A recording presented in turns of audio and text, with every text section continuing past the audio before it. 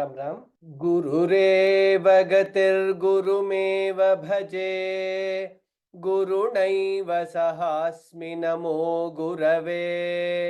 न गुरोः परमं शिशुरस्मि गुरोः, मतिरस्ति गुरौ मम पाहि गुरो। गुरुरेव गतिर्गुरुमेव भजे, गुरुणैव सहास्मि नमो गुरवे। न गुरोः परमं शिशुरस्मि गुरोः, मतिरस्ति गुरौ मम पाहि गुरो। गुरुरेव गतिर्गुरुमेव भजे, गुरुणैव सहास्मि नमो गुरवे। न गुरोः परमं शिशुरस्मि गुरोः, मतिरस्ति गुरौ मम पाहि गुरो। शारदा शारदाम्बोजवदना वदनाम्बुजे, सर्वदा सर्वदास्माकं सन्निधिं सन्निधिं क्रियात्। हयग्रीव हयग्रीव हयग्रीवेति यो वदेत्, तस्य निस्सरते वाणी जह्नुकन्या प्रवाहवत्। असाध्य साधक स्वामिन् असाध्यं तव किं वद, रामदूत दया सिंधो मत्कार्यं साधय प्रभो। Ram Ram Ram. Welcome to all of you for today's class of learning to chant Vishnu Sahasranama Stotram. In the last class, we did the practice session. Last class was a practice session where many of you have got chance to chant the shlokas that we have learned till now. So till now, for people who have missed, let's say, last 1 or 2 classes, till now we have completed the Purva Pitika and we have learnt 40 shlokas in the Vishnu Sahasranama Stotram starting Vishwam Vishnuro Shatkara. What we will do today is maybe we'll chant from first a few dhyana shlokas, and then 21 to 40 we will chant, and then we will learn the new shlokas, and then we'll see if we have time to practice. That is what we'll do for today's class. Again, just as a reminder, when we are chanting, after I chant, panel members Shivani and Ishani will repeat. When they are repeating, you can be on mute and kind of repeat along with them, so that you will be able to learn much quickly. So you can do that. I also understand that the script is uploaded on the homepage. I guess till 40th sloka, which is there, it is uploaded on the homepage. You will be able to kind of refer to it, or you can refer to any other script that you are referring to. Okay, with that we start. शुक्लांबरधरं विष्णुं शशिवर्णं चतुर्भुजं प्रसन्नवदनं ध्यायेत् सर्वविघ्नोपशान्तये।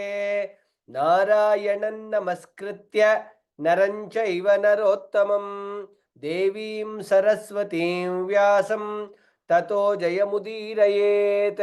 व्यासं वसिष्ठनप्तारं शक्तेः पौत्रमकल्मषं पराशरात्मजं वन्दे शुकतातन्तपोनिधिम्।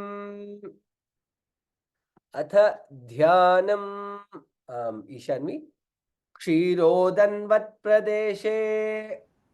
अथ ध्यानं क्षीरोदन्वत्प्रदेश शुचिमणिविलसत्सैकतमौक्तिकानां मालाक्लिप्तासनस्थस्फटिकमणिनिभैर्मौक्तिकैर्मण्डिताङ्गः शुभ्रैरभ्रैरदभ्रैरुपरि विरचितैर्मुक्तपीयूष वर्षैः आनन्दीनः पुनीयादर दरिनल गदा शङ्खपाणिर्मुकुन्दः। आनन्दीनः पुनीयादरिनलिन गदा शङ्खपाणिर्मुकुन्दः। भूः पादौ यस्य नाभिर्वियदसुरनिलश्चन्द्रसूर्यौ च नेत्रे कर्णावाशाशिरोद्यौर्मुखमपि दहनो यस्य वास्तेयमब्धिः अन्तस्थं यस्य विश्वं सुरनरखगो भोगि गन्धर्वदैत्यैः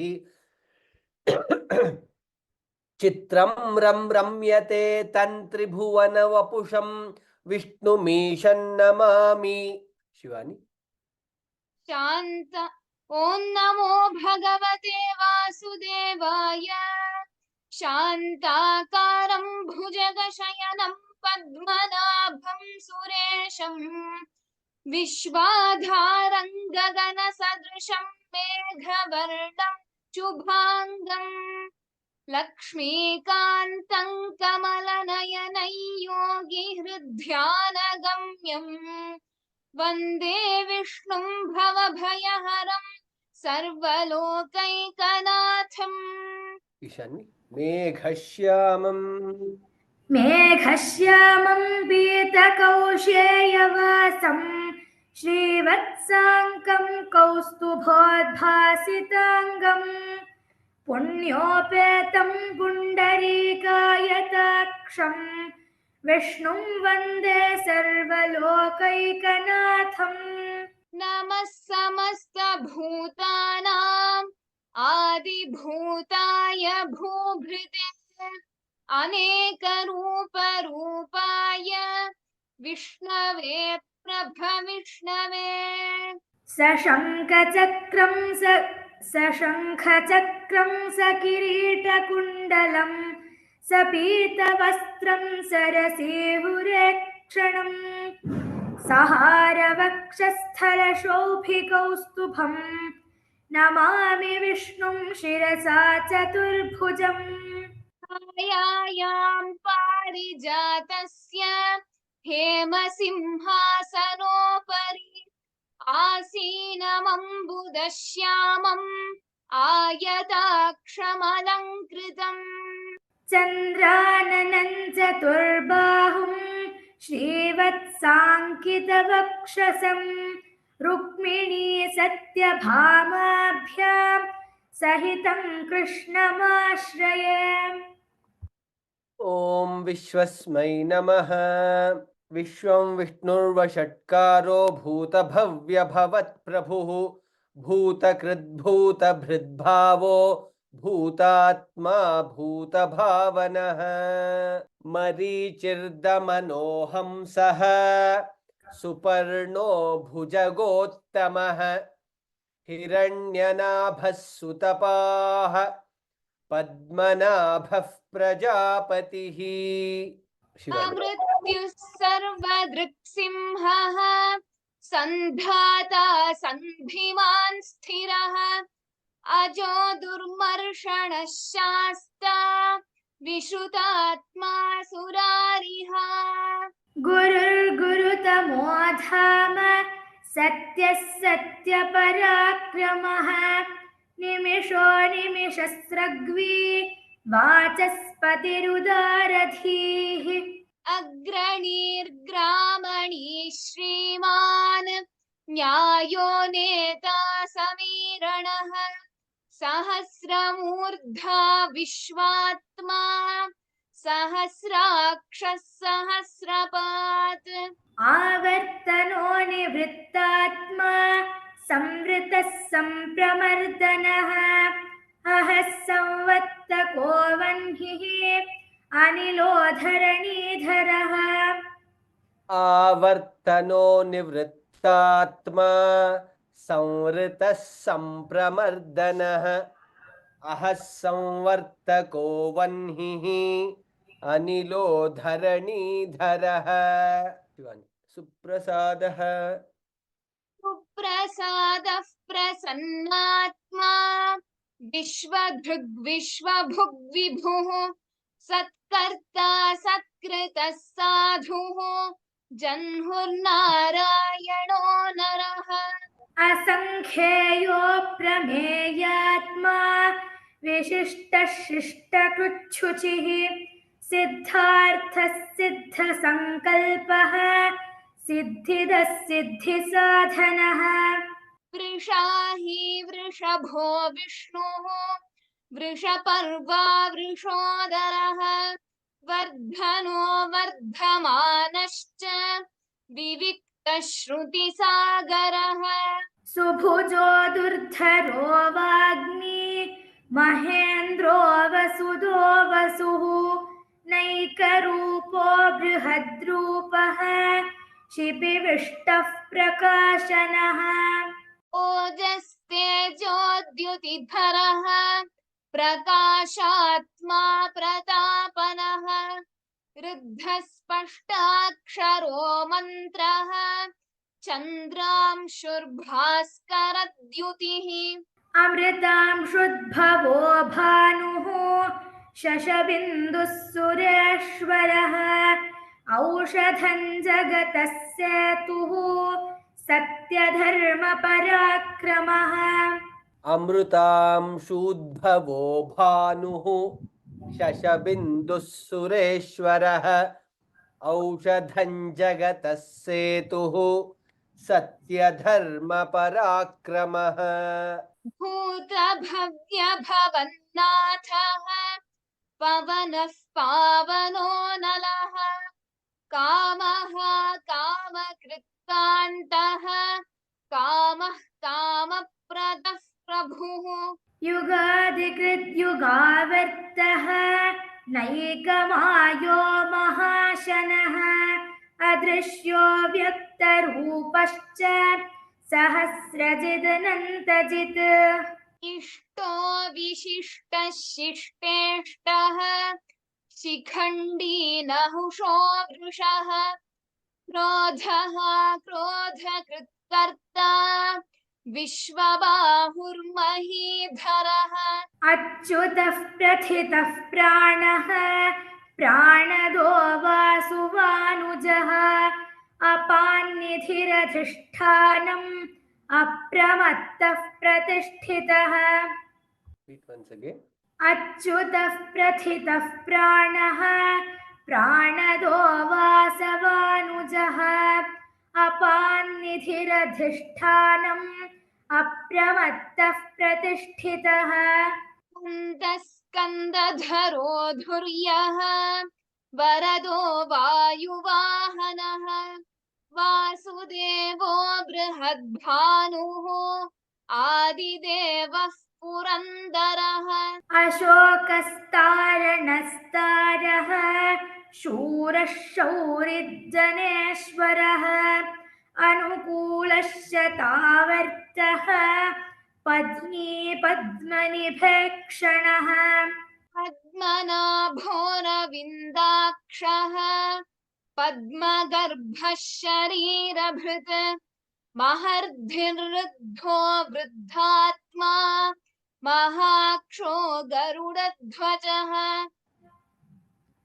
अतुलः शरभो भीमः समयज्ञो हविर्हरिः सर्वलक्षणलक्षण्यः लक्ष्मीवान् समितिञ्जयः विक्षरो रोहितो मार्गः हेतुर्दामोदरः सहः महीधरो महाभागः वेगवानमिताशनः I guess we learned till here. We'll learn from the next sloka. Ishanvi. Udbhavah Shobhano Devah. उद्भवः क्षोभणो देवः उद्भवः क्षोभणो देवः श्रीगर्भः परमेश्वरः श्रीगर्भः परमेश्वरः श्रीगर्भः परमेश्वरः करणं कारणं कर्ता करणं कारणं कर्ता करणं कारणं कर्ता विकर्ता गहनो गुहः विकर्ता गहनो गुहः विकर्ता गहनो गुहः उद्भवः भा is महाप्राण उद्भवः the and bha उद्भवः visarga followed by ksha Hence, we have to tell the visarga full. Udbhavah Kshobhano Devah. That's how we need to chant. Kshobhano Bha is Mahaprana. Devah. Shri Garbha Bha Mahaprana Parameshwarah. Shri Garbhah Parameshwarah. Karanam Karanam Karanam Karanam Karanam Karanam Karta. So in both the places, nga will come along with ka. Karanang karanang karta vikarta gahano guhaha udbhavaha shobhano devaha Shri Garbhah Parameshwarah. उद्भवः क्षोभणो देवः श्रीगर्भः परमेश्वरः उद्भवः क्षोभणो देवः श्रीगर्भः परमेश्वरः. After Udbhavaha, there is slight one less than one fraction of a second. We have to give a pause and then Kshobhano.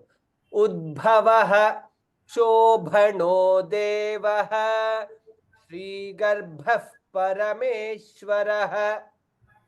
उद्भवः क्षोभणो देवः श्रीगर्भः परमेश्वरः उद्भवः क्षोभणो देवः श्रीगर्भः परमेश्वरः. Karanang Karanang Karta Vikarta Gahano Guhaha.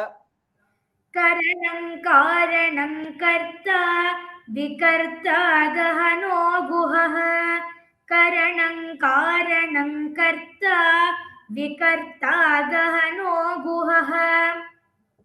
उद्भवः शोभनो देवः श्रीगर्भः परमेश्वरः करणं कारणं कर्ता विकर्ता गहनो गुहः.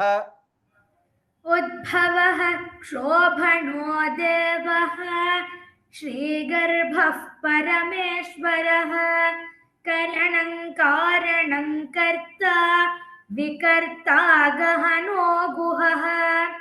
उद्भवः क्षोभणो देवः श्रीगर्भः परमेश्वरः करणं कारणं कर्ता विकर्ता गहनो गुहः. व्यवसायो व्यवस्थानः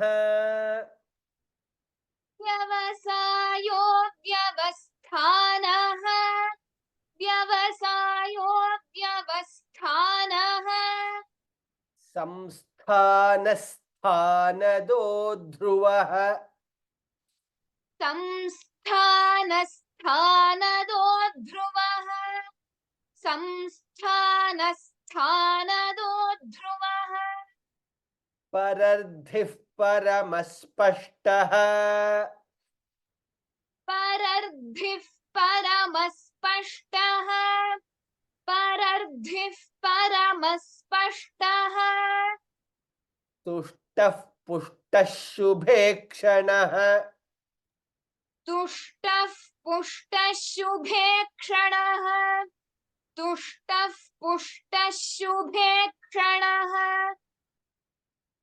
व्यवसायो व्यवस्थानः half sa and mahaprana tha dirgha tha व्यवस्थानः संस्थानः again here half sa and tha mahaprana dirgha संस्थानः स्थानदः again here half sa and tha mahaprana dirgha संस्थानः स्थानदो ध्रुवः dha is mahaprana ध्रुवः here संस्थानः स्थानदः when it gets added then additional sakara will come there samsthana sthanado dhruvah.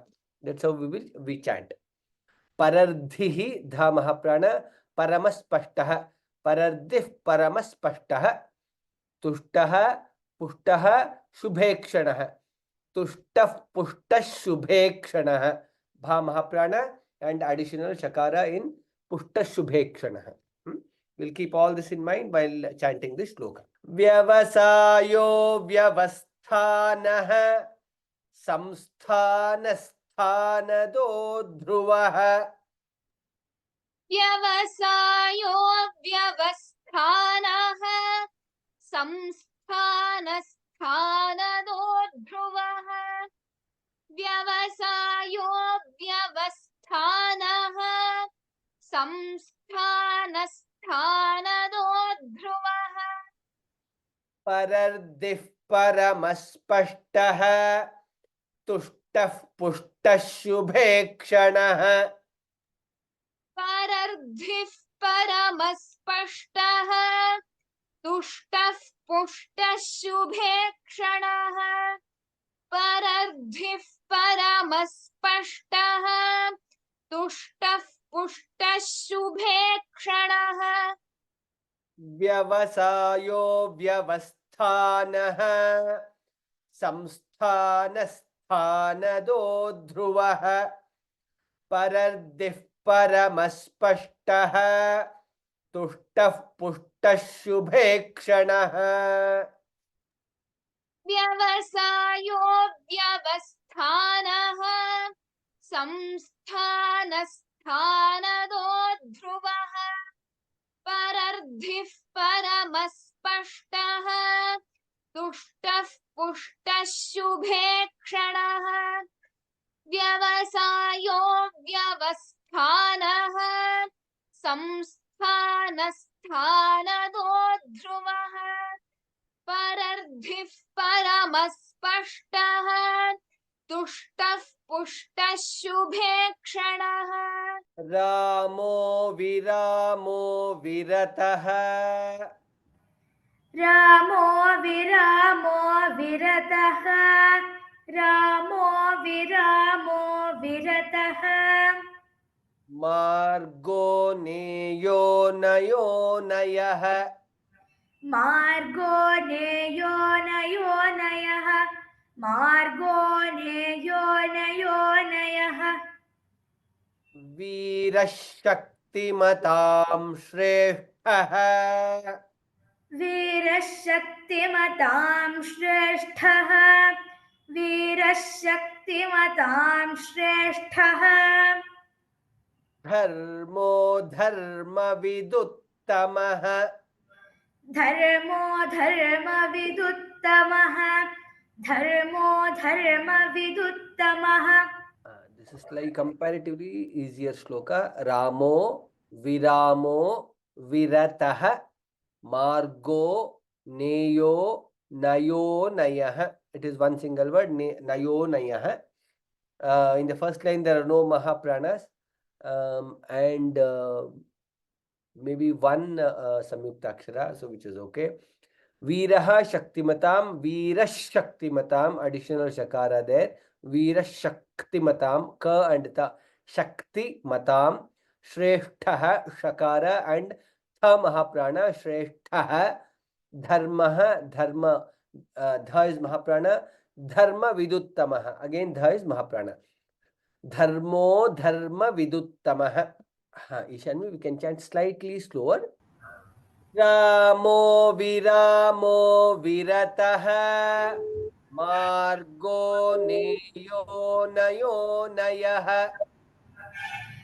रामो विरामो विरतः मार्गो नेयो नयो नयः रामो विरामो विरतः मार्गो नेयो नयो नयः वीरशक्तिमतां श्रेष्ठः धर्मो धर्मविदुत्तमः वीरशक्तिमतां श्रेष्ठः धर्मो धर्मविदुत्तमः वीरशक्तिमतां श्रेष्ठः धर्मो धर्मविदुत्तमः रामो विरामो विरतः मार्गो नेयो नयो नयः वीरशक्तिमतां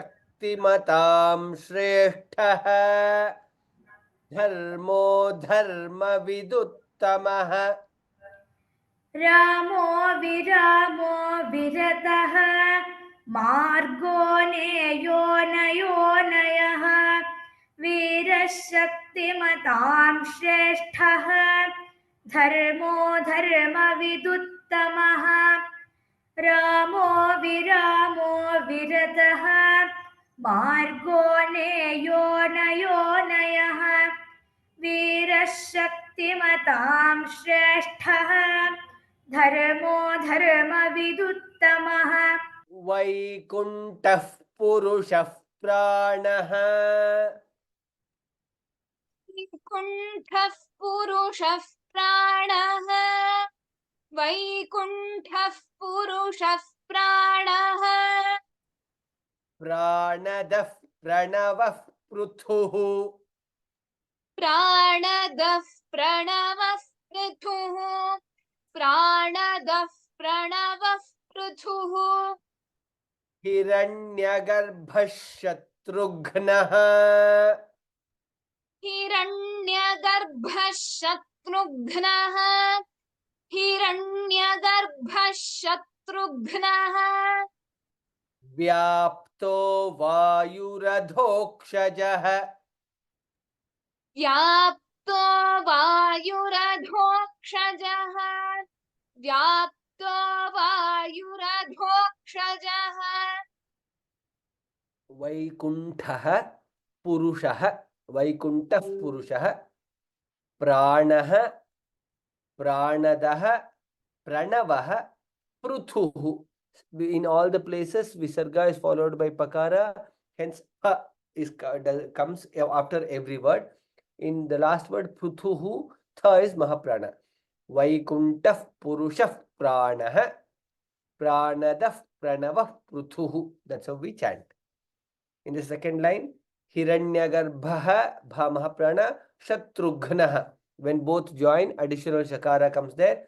Hiranyagarbha shatrughnaha व्याप्तो प and th व्याप्तो वायुरधोक्षजः ध महाप्राण वैकुण्ठः पुरुषः प्राणः प्राणदः प्रणवः पृथुः वैकुण्ठः पुरुषः प्राणः प्राणदः प्रणवः पृथुः वैकुण्ठः पुरुषः प्राणः प्राणदः प्रणवः पृथुः हिरण्यगर्भः शत्रुघ्नः व्याप्तो वायुरधोक्षजः हिरण्यगर्भः शत्रुघ्नः व्याप्तो वायुरधोक्षजः हिरण्यगर्भः शत्रुघ्नः व्याप्तो वायुरधोक्षजः. I guess I missed also telling Shatrughnaha, Gha is Mahaprana. What happens is when we are seeing this recording after some time, if I miss any of the Mahaprana, we didn't highlight the Mahaprana, so maybe it is not Mahaprana. Sometimes we get that doubt, hence I'm clarifying it. Shatrughnaha, Gha is Mahaprana. Vaikuntha Purushah Pranaha प्राणदः प्रणवः पृथुः हिरण्यगर्भः शत्रुघ्नः व्याप्तो वायुरधोक्षजः वैकुण्ठः पुरुषः प्राणः प्राणदः प्रणवः पृथुः हिरण्यगर्भः शत्रुघ्नः व्याप्तो वायुरधोक्षजः वैकुण्ठः पुरुषः प्राणः प्राणदः प्रणवः पृथुः हिरण्यगर्भः शत्रुघ्नः व्याप्तो वायुरधोक्षजः.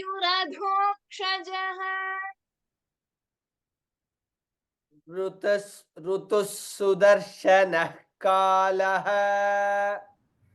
ऋतुः सुदर्शनः कालः ऋतुः सुदर्शनः कालः परमेष्ठी परिग्रहः परमेष्ठी परिग्रहः परमेष्ठी परिग्रहः उग्रः संवत्सरो दक्षः उग्रः संवत्सरो दक्षः उग्रः संवत्सरो दक्षः उग्रः संवत्सरो दक्षः उग्रः संवत्सरो दक्षः उग्रः संवत्सरो दक्षः विश्रामो विश्वदक्षिणः विश्रामो विश्वदक्षिणः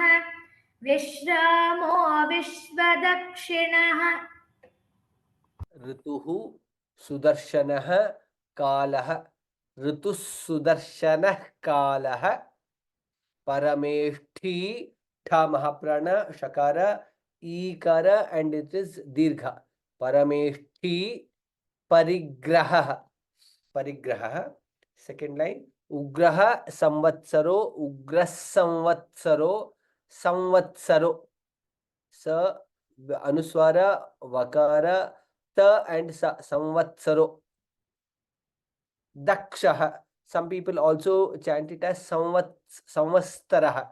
It is actually samvatsarah. First ta and next is sa. T sa sa samvatsarah. Dakshah vishramo vishwadakshinah. ऋतुस्सुदर्शनः कालः परमेष्ठी परिग्रहः ऋतुः सुदर्शनः कालः परमेष्ठी परिग्रहः ऋतुः सुदर्शनः कालः परमेष्ठी परिग्रहः उग्रः संवत्सरो दक्षः विश्रामो विश्वदक्षिणः उग्रः संवत्सरो दक्षः विश्रामो विश्वदक्षिणः उग्रः संवत्सरो दक्षः विश्रामो विश्वदक्षिणः ऋतुः सुदर्शनः कालः परमेष्ठी परिग्रहः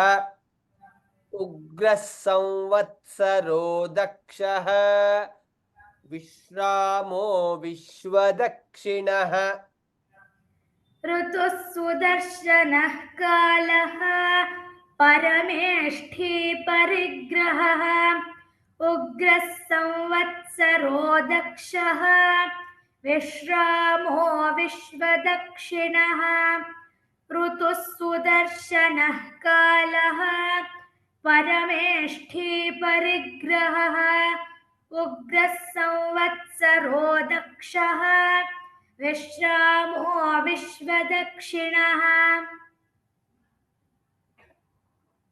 विस्तारस्थावरस्थाणुः विस्तारस्थावरस्थाणुः विस्तारस्थावरस्थाणुः प्रमाणं बीजमव्ययम् प्रमाणं बीजमव्ययम् प्रमाणं बीजमव्ययम् अर्थोऽनर्थो महाकोशः अर्थोऽनर्थो महाकोशः अर्थोऽनर्थो महाकोशः महाभोगो महाधनः महाभोगो महाधनः महाभोगो महाधनः विस्तारः स्थावरः स्थाणुः wherever visarga followed by sakara additional sakara comes there vistarasthavarah tha sa half sa and tha is mahaprana similarly in sthanuhu sa is half s and tha sthanuhu विस्तारस्थावरस्थाणुः प्रमाणं बीजमव्ययम्. Second line, arthonartho. In both the places, tha is mahaprana, arthonartho, mahakoshah, mahabhogo, mahadhanah. Bha is mahaprana in bhogo and mahadhanah, dha is mahaprana. Vistarasthavarasthanuhu pramanam bijamavyayam. विस्तारस्थावरस्थाणुः प्रमाणं बीजमव्ययम्.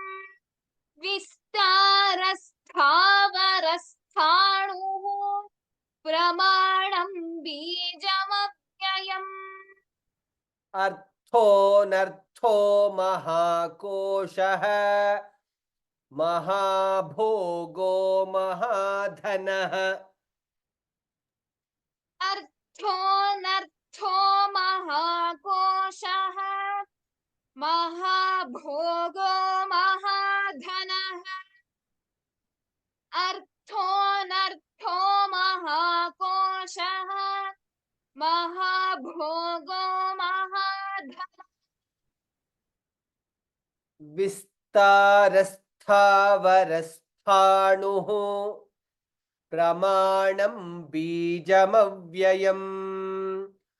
अर्थोनर्थो महाकोशः महाभोगो महाधनः. विस्तारस्थावरस्थाणुः प्रमाणं बीजमव्ययम्. अर्थोनर्थो महाकोशः महाभोगो महाधनः. विस्तारस्थावरस्थाणुः प्रमाणं बीजमव्ययम्. अर्थोनर्थो महाकोशः महाभोगो महाधनः. अनिर्विण्णस्थविष्ठो भूः अनिर्विण्णस्थविष्ठो भूः अनिर्विण्णस्थविष्ठो भूः धर्मयूपो महामखः धर्मयूपो महामखः धर्मयूपो महामखः नक्षत्रनेमिर्नक्षत्री नक्षत्रनेमिर्नक्षत्री नक्षत्रनेमिर्नक्षत्री क्षमः क्षामः समीहनः क्षमः क्षामः समीहनः क्षमः क्षामः समीहनः अनिर्विण्णः स्थविष्ठः अनिर्विण्णः visarga followed by sakara, hence it is anirvinnasthavishta, additional sakara. Sthavishtha, stha, s and tha, tha mahaprana.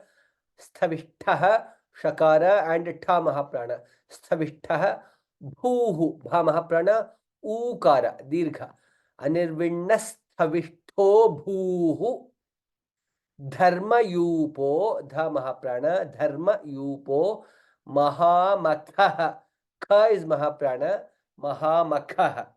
And it is Mahamakha, not Mukha. Mahamakha. Because I've heard many people saying Mahamukha. It is Mahamakha. Like, these are like some of the common mistakes. Mahamakha. Nakshatraha. Nemir nakshatra nemihi nakshatri. Nakshatra nemir nakshatri. Refa comes there. Nakshatra nemir nakshatri. Kshamaha. Kshamas samihanaha. After Kshamaha, since followed by Kshakara, there we give a pause. Kshamaha. Kshamas samihanaha. That's how we chant. Anirvinnasthavishto bhuhu. धर्मयूपो महामखः अनिर्विण्णस्थविष्ठो भूः धर्मयूपो महामखः अनिर्विण्णस्थविष्ठो भूः धर्मयूपो महामखः नक्षत्रनेमिर्नक्षत्री क्षमः क्षामः समीहनः नक्षत्रनेमिर्नक्षत्री क्षमः क्षामः समीहनः नक्षत्रनेमिर्नक्षत्री क्षमः क्षामः समीहनः अनिर्विण्णस्थविष्ठो भूः धर्मयूपो महामखः नक्षत्रनेमिर्नक्षत्री क्षमः क्षामः समीहनः अनिर्विण्णस्थविष्ठो भूः धर्मयूपो महामखः नक्षत्रनेमिर्नक्षत्री क्षमः क्षामः समीहनः अनिर्विण्णस्थविष्ठो भूः धर्मयूपो महामखः नक्षत्रनेमिर्नक्षत्री क्षमः क्षामः समीहनः यज्ञ इज्यो महेज्यश्च यज्ञ इज्यो महेज्यश्च यज्ञ इज्यो महेज्यश्च क्रतुः सत्रं सतां गतिः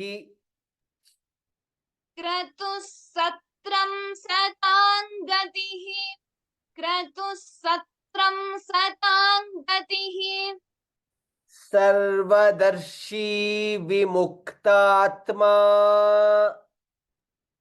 सर्वदर्शी विमुक्तात्मा सर्वदर्शी विमुक्तात्मा सर्वज्ञो ज्ञानमुत्तमम्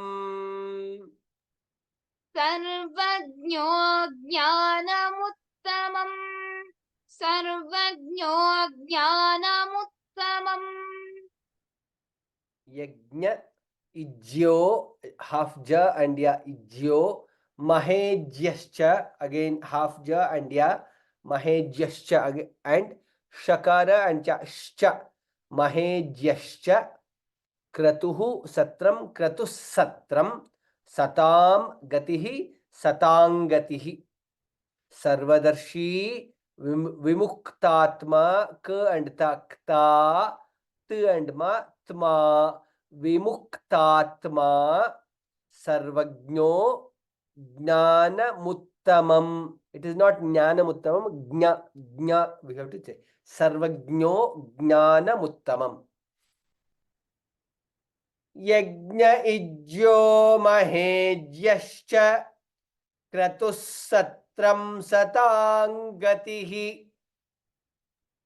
यज्ञ इज्यो महेज्यश्च क्रतुः सत्रं सतां गतिः यज्ञ इज्यो महेज्यश्च क्रतुः सत्रं सतां गतिः सर्वदर्शी विमुक्तात्मा सर्वज्ञो ज्ञानमुत्तमम्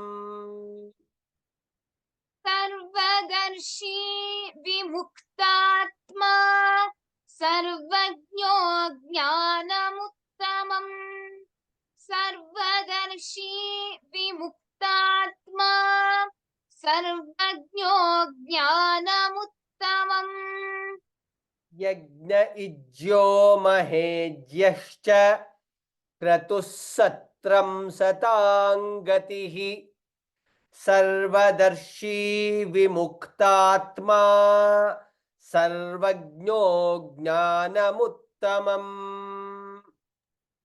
यज्ञ इज्यो महेज्यश्च क्रतुः सत्रं सतां गतिः सर्वदर्शी विमुक्तात्मा सर्वज्ञो ज्ञानमुत्तमम् यज्ञ इज्यो महेज्यश्च क्रतुः सत्रं सतां गतिः सर्वदर्शी विमुक्तात्मा सर्वज्ञो ज्ञानमुत्तमम् सुव्रतः सुमुखः सूक्ष्मः सुवृतः सुमुखः सूक्ष्मः सुवृतः सुमुखः सूक्ष्मः सुव्रतः सुमुखः सूक्ष्मः सुव्रतः सुमुखः सूक्ष्मः सुव्रतः सुमुखः सूक्ष्मः सुघोषः सुखदः सुहृत् सुघोषः सुखदः सुहृत् सुघोषः सुखदः सुहृत् मनोहरोजितक्रोधः मनोहरोजितक्रोधः मनोहरोजितक्रोधः वीरबाहुर्विदारणः वीरबाहुर्विदारणः वीरबाहुर्विदारणः सुव्रतः सुव्रतः it's not सुवृतः it is va not u सुव्रतः सुमुखः सुव्रतः सुमुखः सूक्ष्मः सुव्रतः सुमुखः सूक्ष्मः ख is महाप्राण सुमुखः ख is महाप्राण सुमुखः सूक्ष्मः सुघोषः घ again is महाप्राण सुखदः ख महाप्राण सुहृत् सुघोषः सुखदः सुहृत् सुव्रतः सुमुखः सूक्ष्मः सुघोषः सुखदः सुहृत् सेकेंड लाइन मनोहरो जितक्रोधः ध महाप्राण क्रोधः वीरबाहुः विदारणः वीरबाहुर्विदारणः सुव्रतः सुमुखः सूक्ष्मः सुघोषः सुखदः सुहृत् सुव्रतः सुमुखः सूक्ष्मः सुघोषः सुखदः सुहृत् सुव्रतः सुमुखः सूक्ष्मः सुघोषः सुखदः सुहृत् मनोहरोजितक्रोधः वीरबाहुर्विदारणः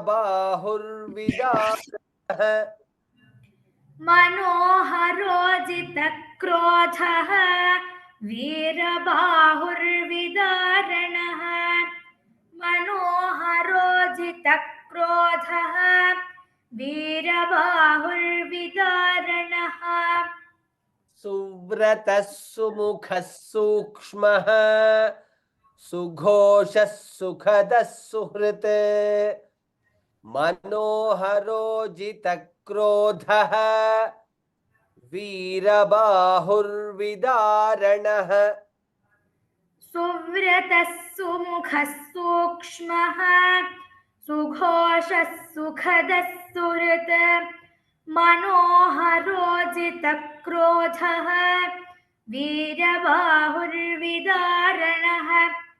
सुव्रतः सुमुखः सूक्ष्मः सुघोषः सुखदः सुहृत् मनोहरोजितक्रोधः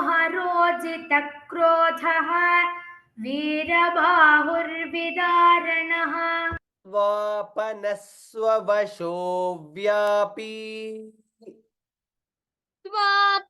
स्वापनस्ववशो व्यापी स्वापनस्ववशो व्यापी नैकात्मा नैककर्मकृत् नैकात्मा नैककर्मकृत् नैकात्मा नैककर्मकृत् वत्सरो वत्सलो वत्सी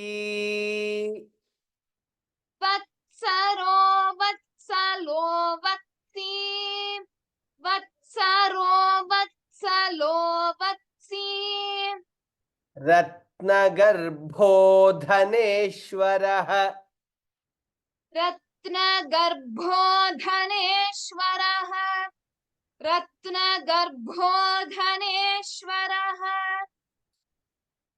स्वापनः स्ववशः स्ववशः स्वापनः स्ववशः स्वापनः स्ववशो व्यापी व एंड या व्यापी नैकात्मा त एंड मा नैकात्मा नैक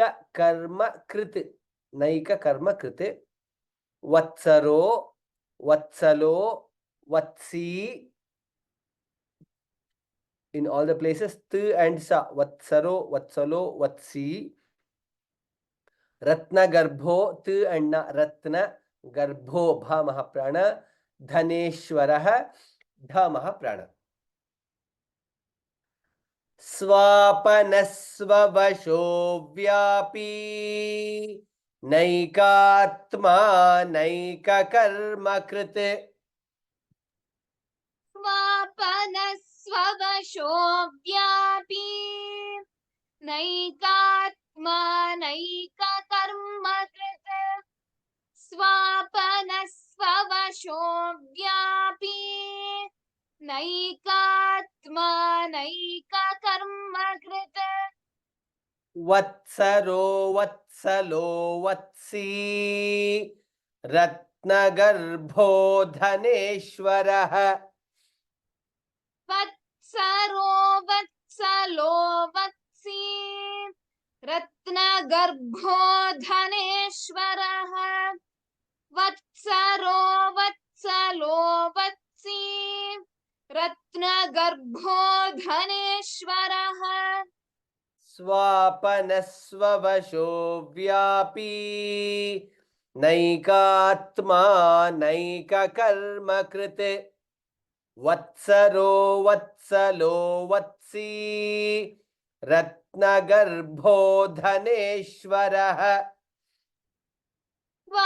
स्वापनस्ववशो व्यापी नैकात्मा नैककर्मकृत् वत्सरो वत्सलो वत्सी रत्नगर्भो धनेश्वरः स्वापनस्ववशो व्यापी नैकात्मा नैककर्मकृत् वत्सरो वत्सलो वत्सी रत्नगर्भो धनेश्वरः उद्भवः क्षोभनो देवः श्रीगर्भः परमेश्वरः करणं कारणं कर्ता विकर्ता गहनो गुहः व्यवसायो व्यवस्थानः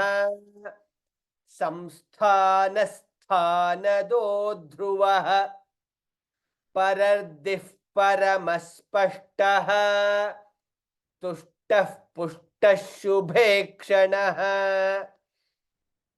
रामो विरामो विरतः मार्गो नेयो नयो नयः वीरः शक्तिमतां श्रेष्ठः धर्मो धर्मविदुत्तमः वैकुण्ठः पुरुषः प्राणः प्राणदः प्रणवः पृथुः हिरण्यगर्भः शत्रुघ्नः व्याप्तो वायुरधोक्षजः